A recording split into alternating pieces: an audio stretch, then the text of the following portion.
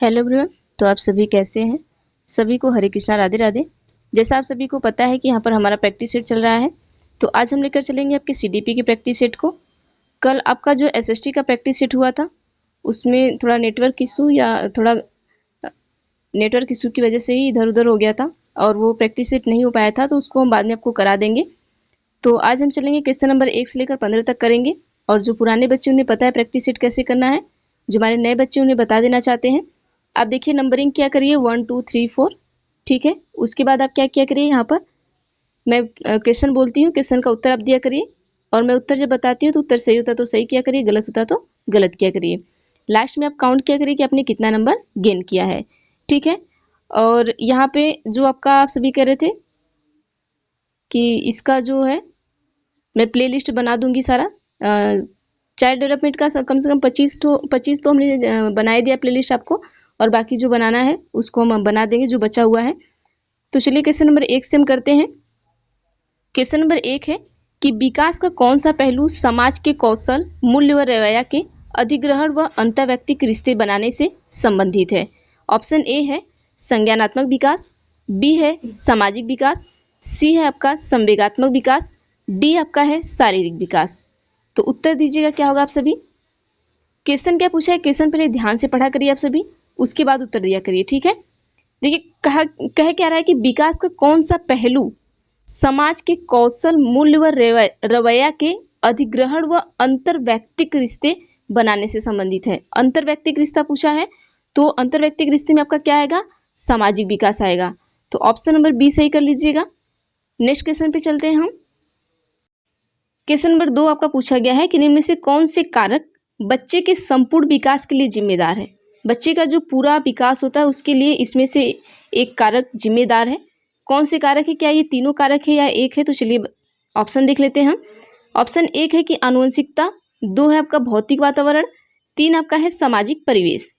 Option A में दिया गया है कि केवल 1, ऑप्शन बी में दिया गया है कि 2 3, ऑप्शन सी में दिया गया है 1 और 2, ऑप्शन डी में दिया गया है कि 1 2 और 3।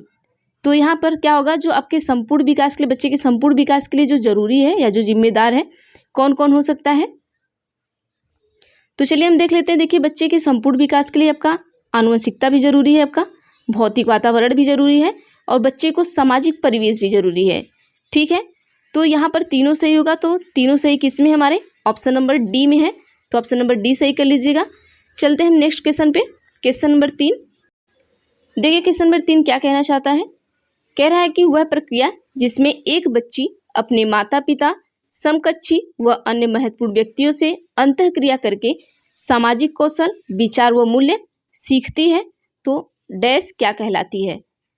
क्वेश्चन को ध्यान से पढ़िएगा कि एक बच्ची है, वो क्या कर रही है, अपने माता पिता, अपने समकक्षी मतलब उनके साथ जो पढ़ने वाले हैं और जो अन्य व्यक्ति, महत्वपूर्ण व्यक्ति हैं, उनसे क्या करती है, अंतःक्रिया करके क्या करती है, सामाजिक कौशल और विचार मूल्य सीखती है।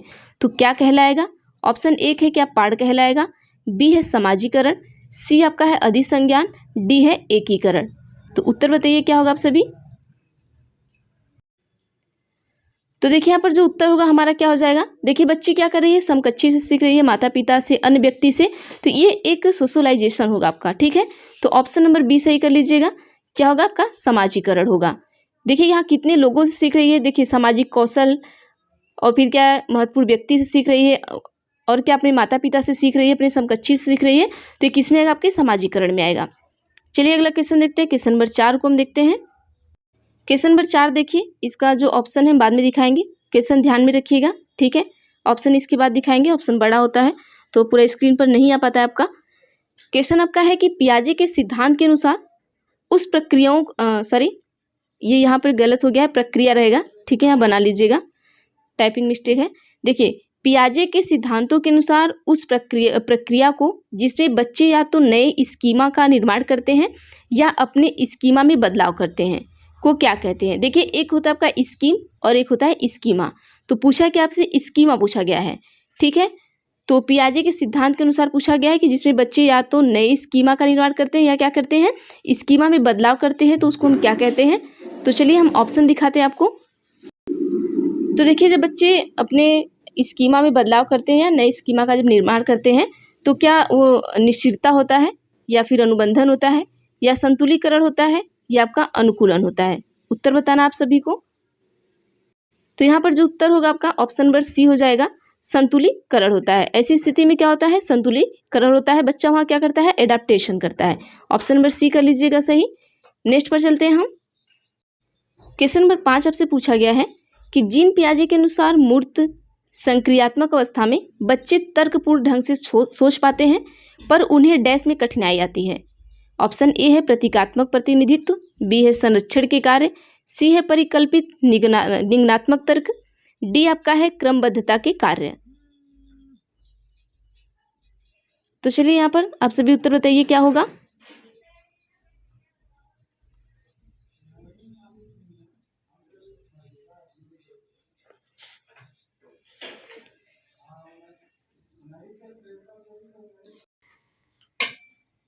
तो चलिए यहाँ पर हम देख लेते हैं जो हमारा क्वेश्चन नंबर 5 है, जो उसका सही उत्तर होगा। ऑप्शन नंबर कौन सा सही होगा? ऑप्शन नंबर सी होगा। ठीक है, परिकल्पित निगमनात्मक तर्क। यहाँ पर क्या होता है, जो जीन पियाजे हैं इनके अनुसार क्या है, मूर्त संक्रियात्मक अवस्था में बच्चे तर्कपूर्ण से क्या करते हैं, तर्कपूर्ण तरीके से क्या करते हैं, ये सीखते हैं या सोच पाते हैं। तो उन्हें में जब ये कठिनाई आती है उनको तर्कपूर्ण से सीखने में, तो ऑप्शन नंबर सी सही कर गया कि परिकल्पित और निगमनात्मक तर्क। ठीक है, अगला क्वेश्चन देखते हैं। क्वेश्चन नंबर 6 क्या कहा आपसे कि कोहलबर्ग के अनुसार बच्चे किस अवस्था में नियमों को निश्चित और निरपेक्ष मानते हैं? ऑप्शन ए है सजा और आज्ञाकारिता अभिविन्यास, बी है सामाजिक अनुबंधन अभिविन्यास, सी है आपका सार्वभौमिक नैतिक सिद्धांत, डी है आपका अच्छा लड़का लड़की अभिविन्यास। पहले क्वेश्चन आप सभी ध्यान से पढ़ा करिए तब उत्तर दिया करिए, क्योंकि क्वेश्चन अगर समझ में आ गया तो उत्तर आप तुरंत दे देंगे। ठीक है, पूछा किसके अकॉर्डिंग है? कोहलबर्ग के अकॉर्डिंग पूछा गया है यहाँ पर क्वेश्चन। बच्चे किस अवस्था में नियमों को निश्चित और निरपेक्ष मानते हैं? तो बच्चे क्या करते हैं, नियमों को निरपेक्ष और क्या करते हैं, निश्चित मानते हैं। जब क्या होता है, बच्चे सजा और आज्ञाकारिता जो अभिविन्यास है हमारा, इसी में मानते हैं। ठीक है, ऑप्शन नंबर 1 सही कर लीजिएगा। अगला क्वेश्चन देखते हैं हम। क्वेश्चन नंबर 7 आपका है कि निम्न में से किसी सामाजिक रचनावादी सैद्धांतिक के रूप में भी जाना जाता है? ऑप्शन ए है B.F. स्किनर, देखिए यहाँ पे हिंदी में आपका B.F. सिर्फ दे दिया है, स्किनर को हटा दिया है। बी है आपका लॉरेंस कोहलबर्ग। ठीक है, लॉरेंस कोहलबर्ग रहेगा यहाँ पर, ये यहाँ पे भी गलत दे दिया है, लॉरेंस दिया है। ठीक है, लॉरेंस कोहलबर्ग रहेगा। और सी आपका है J.P. गिलफोर्ड और डी आपका है लेवागुस्की। तो यहाँ पर उत्तर क्या होगा, आप सही बताइएगा।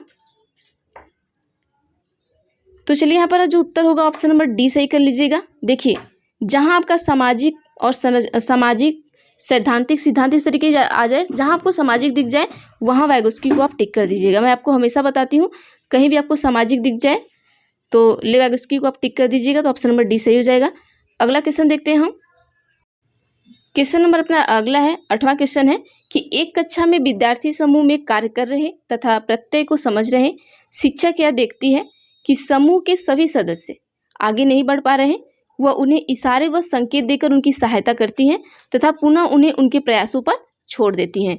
कक्षा में कौन में प्रत्यय का प्रयोग हो रहा है? ठीक है, कक्षा में कौन से रहेगा, यहाँ पर देखिए टाइपिंग मिस्टेक है, इसको कर लीजिएगा। कौन से प्रत्यय का प्रयोग हो रहा है? ऑप्शन 1 है कि अनुबंधन का हो रहा है, बी है पाठ का हो रहा है, सी है निष्क्रिय अनुकरण का हो रहा है, डी आपका रटकर स्मरण हो रहा है। क्वेश्चन ध्यान दीजिएगा क्या पूछ रहा है, कक्षा है। ठीक है, कक्षा में विद्यार्थी समूह में क्या कर रहे हैं, कार्य कर रहे हैं। आप एक टीचर हैं, आप देख रही हैं कि समूह के क्या कर रहे हैं, सभी सदस्य आगे नहीं पा रहे हैं, वो आगे का कार्य जो है वो सही से कर नहीं पा रहे हैं। अब आप क्या करती हैं कि सभी सदस्य को आगे नहीं बढ़ पा रहे तो आप थोड़ा इशारा देती हैं, उन्हें संकेत करती हैं और उनकी थोड़ी बहुत सहायता करती हैं, फिर उन्हें उन्हीं के प्रयास पे क्या करती हैं, छोड़ देती हैं कि आप अपने से कार्य को करिए। तो आप यहाँ पर कक्षा में कौन से प्रत्यय का प्रयोग कर रही हैं, आपको ये उत्तर बताना है। ठीक है, तो चलिए उत्तर देख लेते हैं इसका क्या होगा। तो ये जो उत्तर होगा आपका, यहाँ पर ऑप्शन नंबर बी सही कर लीजिएगा, पाठ होगा, इसका फोल्डिंग। ठीक है, अगला क्वेश्चन चलते हैं हम। क्वेश्चन आपका 9 है कि एक प्रगतिशील कक्षा की विशेषता है। ऑप्शन 1 है शिक्षक की गतिशीलता, 2 है लचीला समूहीकरण, 3 आपका है बच्चों की स्वायत्तता, 4 आपका है बहुत सारी सामग्रियों का प्रावधान। देखिए, आपको क्या पूछा है, प्रोग्रेसिव क्लासरूम के बारे में पूछा है। ये जो प्रोग्रेसिव क्लासरूम होता है उसका आपका विशेषता क्या है, ये पूछा गया है। ठीक है, तो देखिए जो आपका प्रगतिशील कक्षा होता है उसमें शिक्षक की गतिशीलता भी मायने रखती है, लचीला समूहीकरण भी मायने रखता है, आपका बच्चे की स्वायत्तता भी रखती है और बहुत सारी सामग्री का प्रावधान भी होना चाहिए। तो ऑप्शन नंबर डी सही कर लीजिएगा कि 1, 2, 3 और 4 सभी सही है यहाँ पर। नेक्स्ट क्वेश्चन पे चलते हैं हम। क्वेश्चन नंबर 10 आपका है कि कौन सी बुद्धि में शामिल है बिंबों को कुशलतापूर्वक संचलन करने की क्षमता, आलेख के कौशल और तर्क जिनके 2 से अधिक विमितियां हैं। ऑप्शन ए है तर्क गणितीय बुद्धिमत्ता, बी है आपका शारीरिक गति संवेदनात्मक बुद्धि, सी आपका है अंतर्वैयक्तिक बुद्धि, डी आपका है स्थानिक बुद्धि। ठीक है, जहां पर आप सभी बताइए कि कौन सा होगा उत्तर। तो देखिए बिंबों को कुशलतापूर्वक संचलन की जो आपका संचलन करने की क्षमता, आलेख के कौशल और तर्क जिनके 2 से अधिक विमितियां हैं, तो वो क्या है स्थानिक बुद्धि है। ऑप्शन नंबर डी सही कर लीजिएगा। नेक्स्ट क्वेश्चन पे चलते हैं। क्वेश्चन नंबर 11 देखिए, इसका जो 2 ऑप्शन है बाद में दिखाएंगे, चलिए इसको देखते चलते हैं। भाषा व सोच विकास। ऑप्शन 1 है कि एक दूसरे से स्वतंत्र होते हैं, बिल्कुल नहीं। भाषा और सोच एक दूसरे से कैसे स्वतंत्र हो सकते हैं? जब आप जो सोचेंगे तभी तो वो चीज़ें बोलेंगे, तो आप कैसे अलग कर सकते हैं इसको? तो ये ऐसे ही गलत हो गया। बी है कि सामाजिक सांस्कृतिक संदर्भ से स्वतंत्र होते हैं, बिल्कुल नहीं। आप जो समाज में चल रहा है वही ना बोलेंगे, वही चीज़ें करेंगे आप, तो ये भाषा से कैसे अलग हो सकता है, आपकी सोच से कैसे अलग हो सकता है? ये भी नहीं होगा। अब चलिए ऑप्शन नंबर 3 देखते हैं। ऑप्शन नंबर 4 से देखते हैं। केवल आनुवंशिकता से प्रभावित होता है, न कि पर्यावरणीय कारकों से। केवल हमारा क्या आ गया, नेगेटिव पॉइंट आ गया, इसको ऐसे ही हम गलत कर देते हैं। ठीक है, बचा एक ऑप्शन सी, तो ऑप्शन नंबर सी को सही कर लेंगे कि एक दूसरे से परस्पर जुड़ा रहता है, और क्योंकि दोनों एक दूसरे से असंख्य रूप से क्या होते हैं, प्रभावित करते हैं। जो हमारा भाषा होता है और जो हमारा क्या होता है कि सोच होती है, वो एक दूसरे को बहुत प्रभावित करती हैं। ठीक है, चलिए नेक्स्ट क्वेश्चन देखते हैं। क्वेश्चन आपका है कि यह संभावित है कि एक बच्ची जो अपने माता पिता को गैर अनुरूपवादी जेंडर विवाह करते हुए देखती है, ऑप्शन ए है जेंडर रूढ़िवादिता का पालन करेंगी, बी है पारंपरिक जेंडर भूमिकाओं पर सवाल उठाएंगी, सी आपका है कि जेंडर निरंतरता का पालन करेंगी, डी आपका है कि जेंडर पूर्वाग्रह से ग्रसित होती हैं। उत्तर बताना है आपको। क्वेश्चन ध्यान से पढ़िए, आप सभी क्या दिया है कि यह संभावित है कि एक बच्ची जो अपने माता पिता को गैर अनुरूपवादी जेंडर व्यवहार करते हुए देखती है, तो वो क्या करेगी? तो क्या करेगी, हमेशा जो आपके पारंपरिक जेंडर भूमिका पर क्या करेगी, सवाल उठाएंगी। ठीक है, ऑप्शन नंबर बी सही कर लीजिएगा। नेक्स्ट क्वेश्चन पे चलते हैं। क्वेश्चन नंबर 13 है। देखिए आप सभी, मैं हमेशा कहती हूँ आप सभी वहाँ से क्वेश्चन किया करिए जहाँ से आपको कम समय में ज़्यादा से ज़्यादा क्वेश्चन मिले, ना कि वहाँ से किया करिए जहाँ आपको 10 क्वेश्चन 4 घंटे में मिले, आपका टाइम बर्बाद हो। तो ज़्यादा से ज़्यादा जहाँ क्वेश्चन मिले आप सभी वहाँ पर क्वेश्चन को किया करिए। ठीक है, क्वेश्चन नंबर 13 है कि अपनी कक्षा में विविधता के समायोजन के लिए एक शिक्षक को, ऑप्शन ए है छात्रों की सामाजिक सांस्कृतिक पृष्ठभूमि के प्रति संवेदनशील होना चाहिए, बी है कि समान निर्देश देने चाहिए और व्यक्तिगत मतभेदों का अवहेलना करनी चाहिए, ऐसे गलत हो गया, निर्देश हम नहीं देंगे, अवहेलना नहीं करेंगे। सी कहा है कि छात्रों के सामाजिक संदर्भ में पूरी तरह से अवहेलना करने का मतलब हमारा निगेटिव पॉइंट आ जाएगा, ये ऐसे ही गलत हो जाएगा। ठीक है, नेक्स्ट आपका है, नेक्स्ट है कि डी वाला है कि बच्चों को उनके माता पिता के व्यवसाय के आधार पर नामीकरण करना, बिल्कुल नहीं, ऐसा हम कभी नहीं करेंगे बच्चे के साथ। ठीक है, बच्चे में क्या होगा कि अगर इस तरीके से आप भेदभाव करने लगेंगे तो बच्चा पढ़ने ही नहीं आएगा, स्कूल से छोड़ के भाग जाएगा अगर नामीकरण करना स्टार्ट कर देंगे तो ये भी गलत हो गया, ये गलत हो गया, ये ऑप्शन नंबर ए बच गया हमारा, तो ऑप्शन नंबर ए को हम सही कर लेंगे। अगले क्वेश्चन पे चलते हैं हम। क्वेश्चन आपका पूछा है कि आकलन का उद्देश्य क्या होना चाहिए। ऑप्शन ए है सीखने में वृद्धि, बी आपका है कि बच्चों का वर्गीकरण और नामीकरण, सी आपका है कि बच्चों में प्रतिस्पर्धा को बढ़ाना, डी आपका है कि बच्चों में भय और तनाव पैदा करना। अब अगर आप आकलन करेंगे तो आपका उद्देश्य क्या है, जैसे कि आकलन का मतलब समझ लीजिए कि बच्चे को आपने पढ़ा दिया है, अब उसको क्या करें, उससे चीज़ें पूछ रहे हैं कि बच्चे, अब ये आकलन करेंगे बच्चों के कितना आया है, कितना नहीं आया है, बच्चा कितना पढ़ा है, अभी ये कितना इसको सिखाना है, ये क्या होता है आपका आकलन होता है। इस चीज़ को समझिएगा कि आकलन होता क्या है कि बच्चे को हमने पढ़ा लिखा दिया, सब कुछ कर दिया, अब उसको हम चेक करेंगे कि बच्चे को कितना आया है, कितना बच्चा है, तो यही उसका हम क्या करते हैं, उसी को हम कहते हैं आकलन। तो अब आकलन का आपका उद्देश्य होना क्या चाहिए, ये बताना आपको। क्या आप नामीकरण करेंगे? बिल्कुल नहीं। बच्चे में प्रतिस्पर्धा करेंगे? नहीं करेंगे। भय पैदा करेंगे? नहीं। हमें देखना है कि सीखने में कितनी वृद्धि हुई है बच्चे के अंदर। तो ऑप्शन नंबर ए सही कर लीजिए। अगले क्वेश्चन नंबर 15 आपका है। कथन दिया गया है कि बच्चों के सीखने और तरक्की के मूल्यांकन के लिए विविध तरीकों व प्रणालियों का प्रयोग करना चाहिए। आपको क्या लगता है? तर्क है कि विभिन्न क्षेत्रों में बच्चे के विकास की समग्र जानकारी देने के लिए मूल्यांकन का एक तरीका काफ़ी नहीं है। तो आपको क्या लगता है कि मूल्यांकन का एक तरीका काफ़ी होता है कि नहीं होता है? तो क्या आपको लगता है कि कथन ए सही है या आर सही है या इसका तर्क सही है या नहीं सही है? उत्तर दीजिए आप सभी। तो चलिए यहाँ पर हम देख लेते हैं। जो हमारा कथन ए है ये भी सही है कि बच्चे के सीखने और तरक्की के मूल्यांकन के लिए विविध तरीके और प्रणाली का हमें प्रयोग करना चाहिए, ज़रूरी है। क्योंकि हम अलग अलग तरीके से सिखाएंगे तो हो सकता है एक बच्चा अलग तरीके का सीख रहा हो और एक बच्चा अलग तरीके से। जैसे समझ लीजिए यहाँ पर हम 2 पॉइंट से या 2 नियम बता रहे हैं, ठीक है।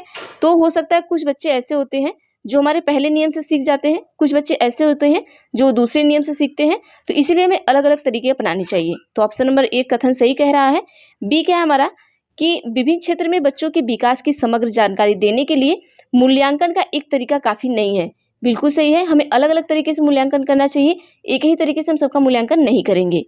तो हमारा ए भी सही है, आर भी सही है, और जो हमारा आर है वो ए का एक्सप्लेनेशन भी सही कर रहा है। तो उत्तर में आप सभी लगा सकते हैं कि both A and R true and R is the true explanation of A. इस तरीके से आप लगा सकते हैं, ठीक है। चलिए, तो ये हो गया हमारे 15 क्वेश्चन हो गए। बाकी के हम कल देखेंगे, नेक्स्ट वीडियो में देखेंगे। तो वीडियो आपको कैसी लगती है आप सभी प्लीज़ कमेंट बॉक्स में कमेंट करके बताया करिए। और जो हमारे पुराने बच्चे हैं वो सभी शेयर करते हैं, जो नए बच्चे वो भी वीडियो को शेयर कर दिया करिए। वीडियो पसंद आए तो उसे लाइक भी कर दिया करिए। और आगे मैं कल आपको SST पढ़ा दूँगी और जितने भी प्लेलिस्ट है मैं आपको बना दूँगी। आज 25 प्लेलिस्ट है हमने बना दिया है, 25 के बाद आपको बनाना है। तो 25 के बाद जितने भी हैं मैं उसको एक प्लेलिस्ट में कर दूंगी ताकि आपको सारी वीडियो एक ही जगह मिल जाए। तो थैंक यू एवरीवन, देखते हैं हम नेक्स्ट क्लास में।